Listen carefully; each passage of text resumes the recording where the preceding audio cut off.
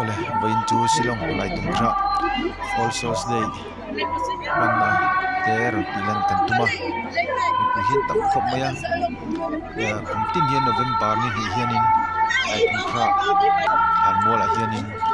Catholic ho hoi hotin an hmang thin ani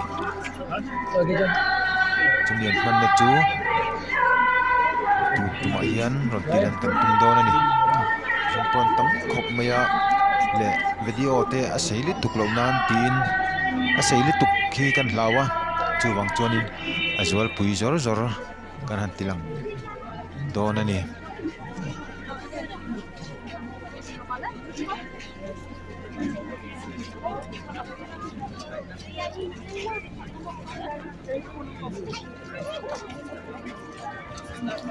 Catholic ho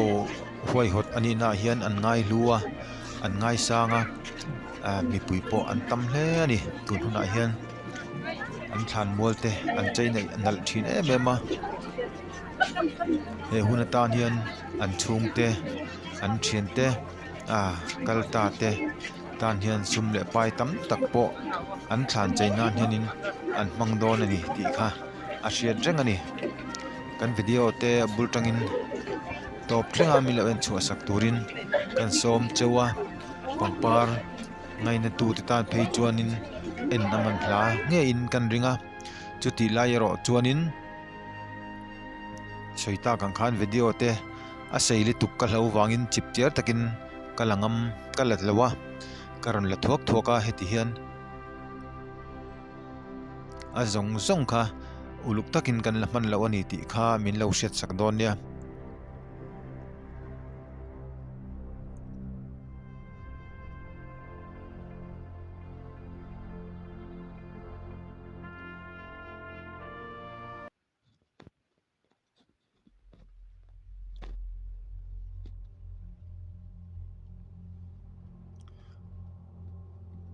mombati hi ti hian an chia kumdanga phei chuanin mombati hi alang chianga tun tum chu keima kam han mo deuh hleka wangin zan thim ka hak talem lowa zan ron thim the theta phei chuan an mombati chitte hi alang sara amoi em ani ral khatanga khopui han thlirang mai hian an de sep sep maya amaro chu soita kan khan tun tum chu mombati lang chiang theidon talawani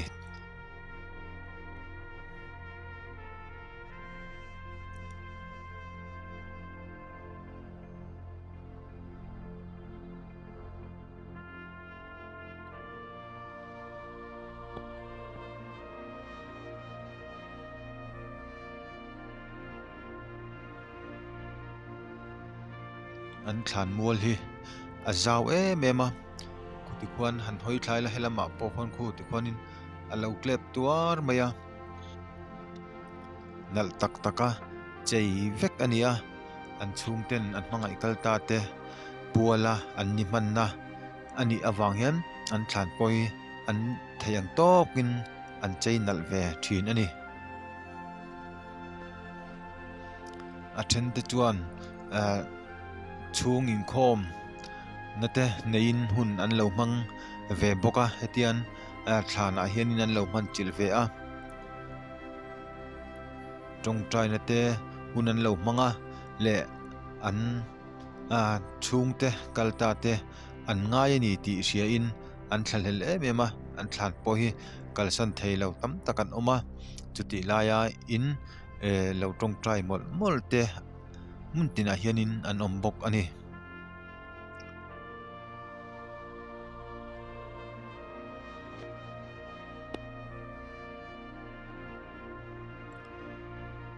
anol puya in khom an nei zo hianin media lampang mi te hianin an fangna sa a mun hi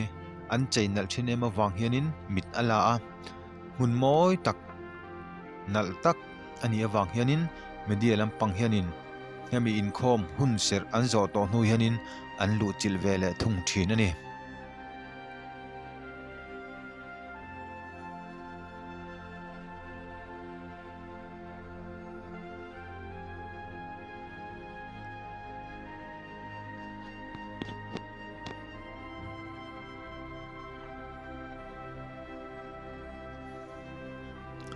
he thlan mualom na hi lai thumkhra atangin Nazareth Hospital penga khan kan phei zela apialok gorlen bula khan kongpeng lo om le in ta khan toite chukthla khanin he thlan mual moi tak mai ro pui takhi alo om ani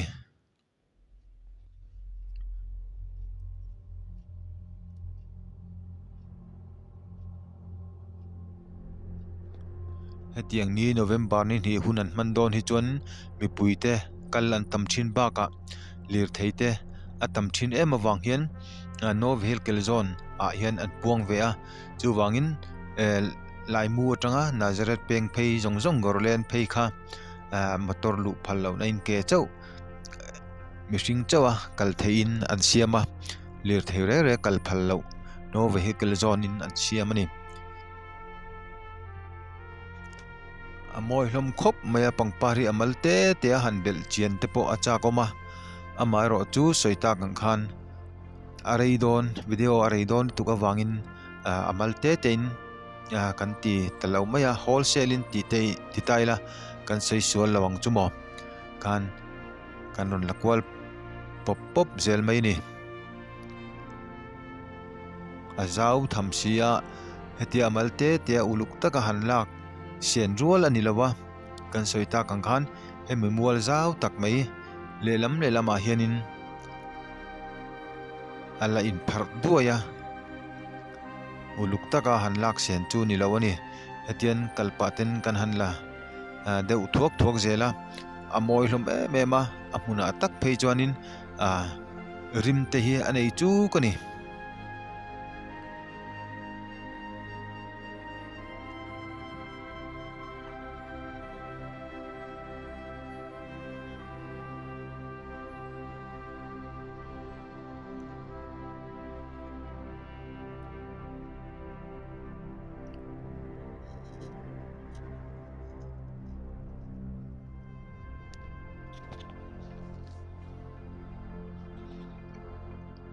pangpar rong chi sang mai an lo da chu ral khat tanga han thlir pon amoi du hle ni tiken mi pui po vei vak an la tam hle a tuna chuan in khom hun ser kha a top na ala rei vak lawa an in khom hun ser an man lai te le mi pui vei vak lai te po kha kala veka amai ro chu a seili tuk ka hlo awangin kakata karon dalang tel lawa hetian mi puina kan mu du zok turanga kangai pangpar moi tak te karon lakhom zok ani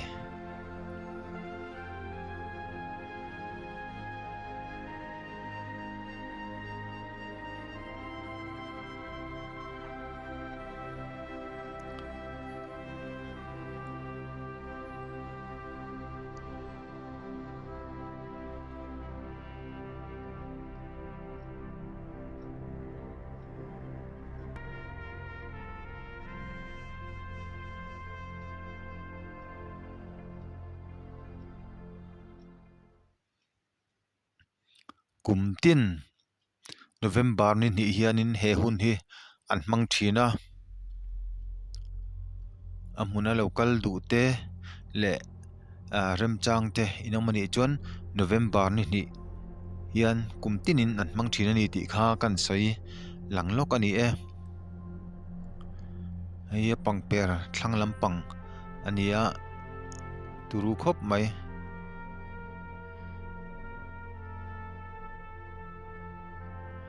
zau takani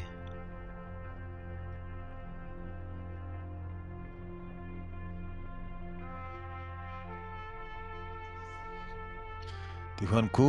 ta khona in tlar thla hei kanom na mual nuai zok at nuai zok alania khunglai phei khu chu amuna kangkal chil thei don lawa hetianin karon la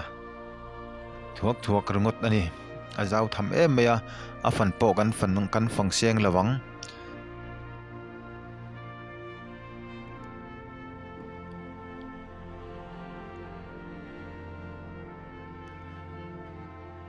kan ti lan launa mol le lama son engam zat ala umboka nakina toy te in non tilan tel sam kan tumanga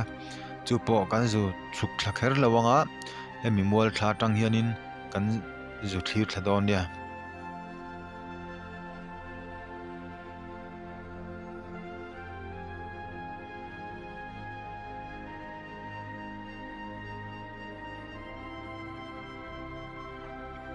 pangpar hi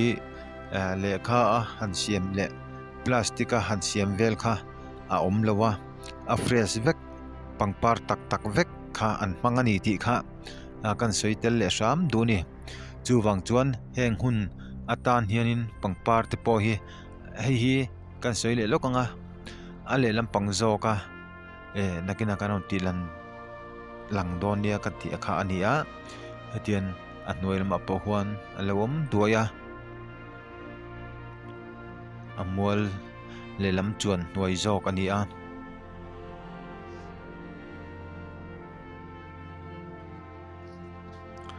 zan thima phei chuan eng chua amoi hlom hle ni amaro chu tun tuma chuan soita kang khanin zan thim kan nga kher lawa khowar lai kho en lain video kan han siam tamai ni amoi hlom khop mayan pangpar hi a fresh vek pangpar tak tak vek kha an manga soita kang khan rim te po hi anei chu kani pangpar hi an man tam awang hianin sumpo an seng tam hle don ani ti kha rin thei ngal bok ani chungte an du lai an mangai an la thlak le mem kal santa te puala an hun kum khata voi khat an nei na ani bok awang hianin thei to pin sum le pai sian huam hianin he hun ni an hmang ve thin ani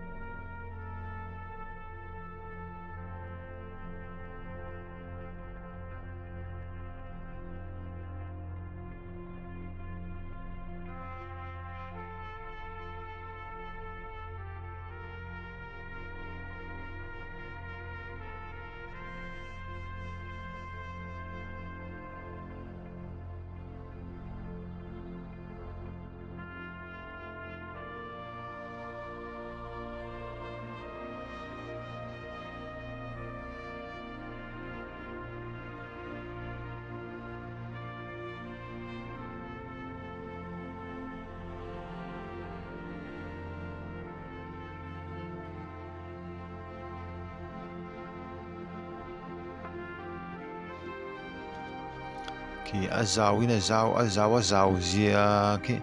chuan tuna kan hmu lai hi father te sister te katiang catholic rongbol turo pui tak tak te an da na mun ania hei a chin in hong thei vek ania hemi chunga hianin an ru ro an da thin ani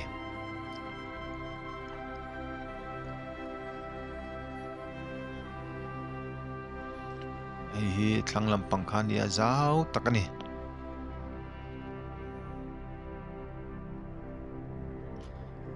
hi hetian kalpainga han la thuak rangot maya chuan an thlan cheinana an or bera chu achungami avar hi baluvar silong baluvar ania thlan cheinan amoi du hle ni athiang hlima an mangtlang pui ni achan chu hei han en re hian thlan hi hon thei deuh veka siam ania achan chu he thlan a hianin kumsom panga chung a in phum theia kumsom panga chung a in phum theia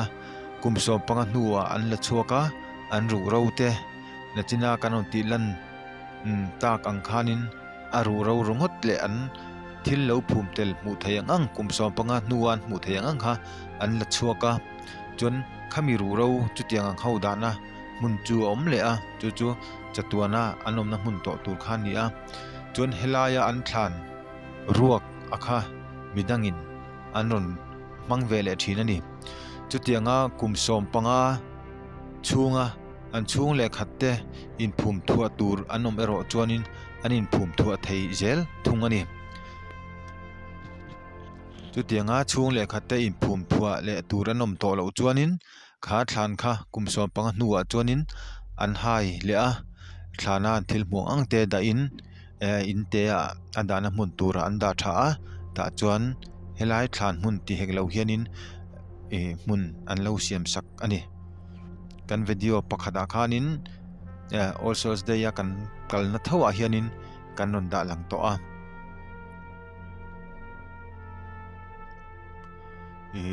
thlan pakhata hianin cross pani pathum te in phum a in phun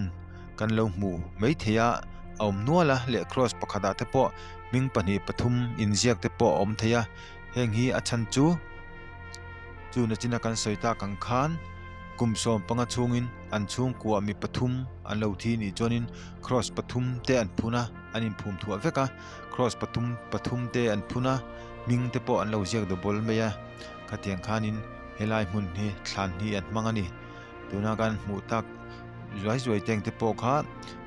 cross in phun thua teng te po kha mi pani chung te anin phum thua to ti na kha ani a heng te po cross double ania khan heng la ya chuan khung te po khu in phum thua chuk khunga te po khwanin an chung te kumsom panga chungin helai mi te po hi ni thawa kumsom panga chungin mi thi an nei le a hemi hmuna hianin anin phum thua awang khanin cross te an double ming te an ziak double ta thina ni ti kha kan han soitel du ani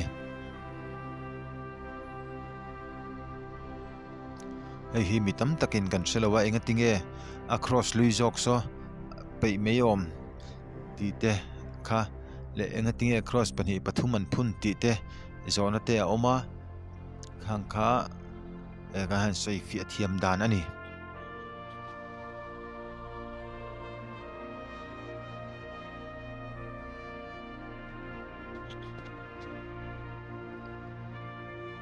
athen hi chuanin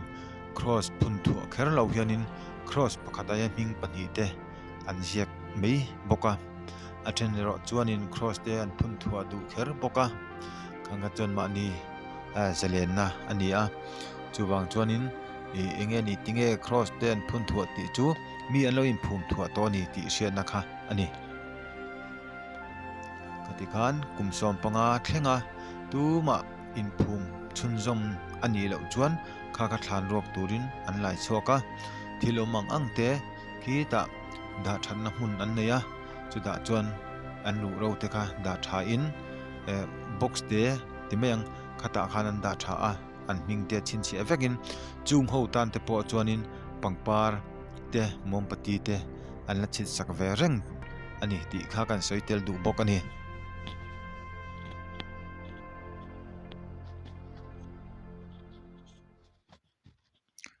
chuan ka video in lo highlight du chuan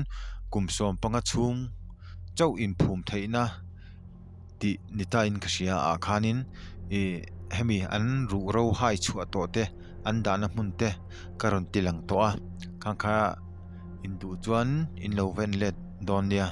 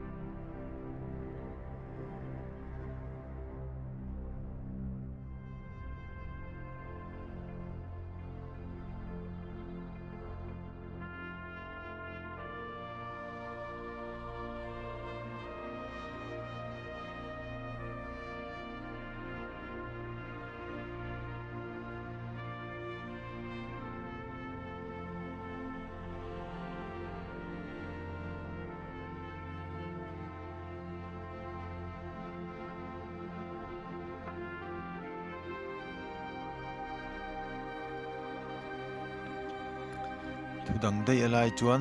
kan video te min lo hlut saka min lo thlir sak thina wangin lom thu thinlung te inga han soya kan video te min lo en sak chun zom zel tu pon kan som hal